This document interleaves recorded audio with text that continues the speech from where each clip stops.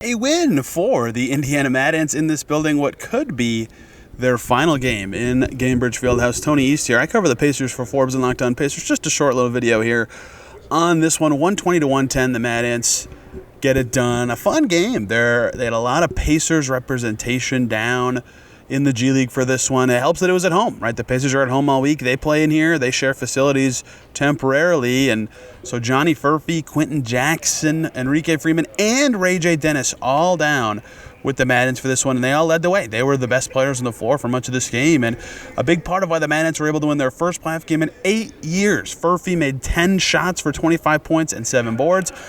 RayJ Dennis had 25 points and 10 assists with 7 boards. He nearly had a triple-double. Enrique Freeman was a beast on the glass with 12 rebounds. He had 7 points. The star of the show, though, was Quenton Jackson. He's had the fewest G League assignments of those guys of late. He's been with the Pacers a bunch. He was 13 for 18 from the field, made half of his threes, plus 13 in a 10-point win, 34 points, 9 assists, and 4 rebounds for Jackson, who could not be stopped, right? He got into the lane absolutely whenever he wanted. His passing was much better in the second half. He changed his approach from being more score first to more pass first, and other guys took advantage, whether that was RayJ Dennis scoring a little more or other guys like Furphy filling in and stepping up. So those 4 from the Pacers were great. We'll see if they're able to play in the Mad Ants' next playoff game Thursday down in Orlando. There's travel involved there, which is why it's more challenging. We've never seen the Mad Ants in this situation before in my time covering the team, but they were great today, getting their first playoff win since 2017, their first home playoff win since 2015. They're only going to be back playing in Gainbridge. Either they play Capital City specifically in the conference finals, or if they make the G League Finals. So TBD if this was their final game in Gainbridge Fieldhouse before moving to Noblesville next year, but they were led by their Pacers players. Jaleel Okafor was reliable as ever. I thought Cam McGriff came in and gave the Mad Ants really good minutes off the bench in the first half, and Dakota Mathias, who made 3 threes, did so in the second half. So a lot of the guys that have been good all season were good in this one. It helps to be able to easily transfer your two-way players in. The Swarm had a few because the Hornets are here tomorrow to play the Pacers, but a good win for the Mad Ants, who are moving on to play on Thursday night for their second-round playoff game.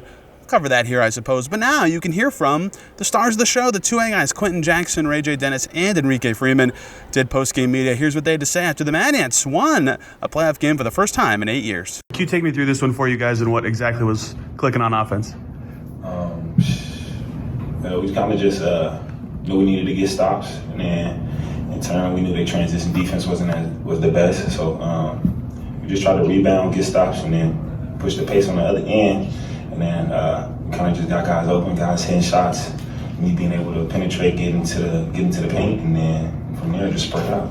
Big statistical night for you specifically. You just mentioned the penetration. What all went into your big scoring day for you? I don't know. I kind of just let the game come to me. You see, I scored a lot of those points in the first half. Kind of slowed down in the second half because I knew that my aggressiveness in the first half, they were going to try and adjust to that. So second half, that's where I ran up to 9 assists, just get in the paint, and then my guys just hit shots. So I think we did a good job. After that Delaware first-round game last year, how did that change the way you approach this game and your desire to win it? I kind of lit a fire up under me. This is my first time making it out the first round. And both times, it's my 3rd year, both times, me in the G League playoffs, I lost to Delaware. So just trying to make sure that wasn't going to happen again. So, we got a different team, but still the same objective, get the dub. So, what did you think of RayJ and the passing he had for you guys today? RayJ's been clutch. RayJ's been a great little addition to our team. He takes a lot of pressure off of me. He takes a lot of pressure off a lot of guys being able to handle the ball. He shot the ball pretty well tonight. Kept us in order, and that's my dog. Same thing with Furf getting to 25. He's had some up and down G League performances, but a couple good ones in a row. Where have you seen his improvement in these settings? I think now that it's playoff time, I think the refs won't be able to foul him out as much as they normally do. But my dog Furf, he's been sticking with it. He had a great performance tonight. I just told him to keep being aggressive. They're not gonna call no foul, so if you're going in there to dunk it. And then if you open, shoot it. This team would just get another chance to move forward and keep showing and improving themselves.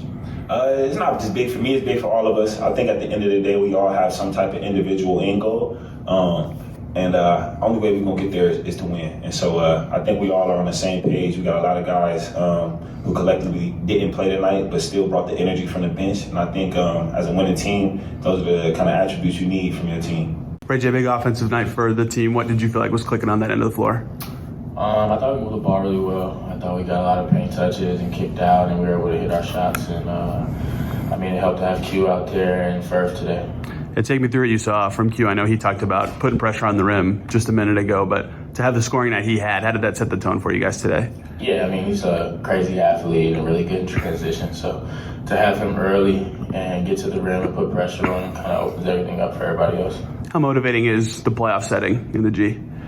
Yeah, it's fun. Anytime you're blessed to play in the playoffs and keep your season going while other guys have to, start their summers, it's always a blessing. Game got real physical. How you just stay composed and be able to keep a lead with this team? Playing basketball your whole life, right? So the game gets physical. I personally love it, and it's just a part of being a competitor, and you love that part of the game, so some guys rise to it. Moving to another round, what's it mean to be able to get another chance to prove what this team is made of?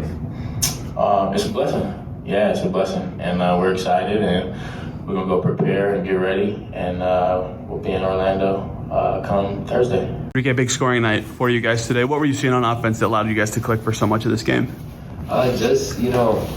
Competing defensively, getting a lot of stops helped us get out and run and play with a different pace, get more shots up to them, and just finding the open man. Like Q was hot tonight, Ray was hot, just finding the open man. Being on two ways together, you've been with Q so much this season. What stood out about what he did today and how he was able to have such a big performance? Just those fresh legs. You haven't played in a while. I think tonight he showed like he has fresh legs, he's ready to go, and just an elite scorer. Really, I think he did a good job showing that. What stood out to you about the atmosphere, like the intensity of the game, with it being a playoff setting compared to what you've seen in the G before? Yeah, just the physicality is increased, just like any playoff game.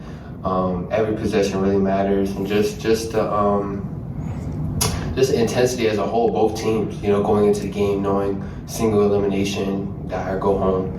So I think for us, our mentality is go in and give it all we got, and we're successful tonight. I think you've been with Furphy for most or all of his G League games. Yeah. Last two have been really good from him. Yeah. Where have you seen him get better, and how did he help you guys today?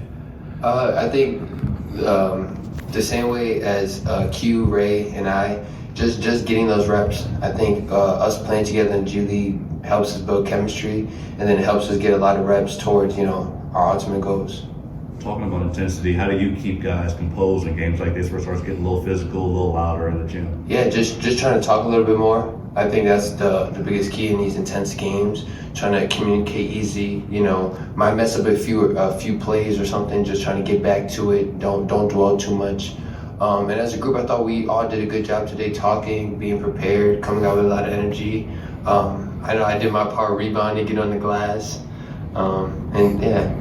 This team moves on to the second round. What do you think it means to these guys in the locker room to just have another chance to prove themselves and show what kind of players they are? Yeah, in this game of basketball, you never want to take any opportunity for granted. So, going into this next game, I know they'll play their heart out for sure.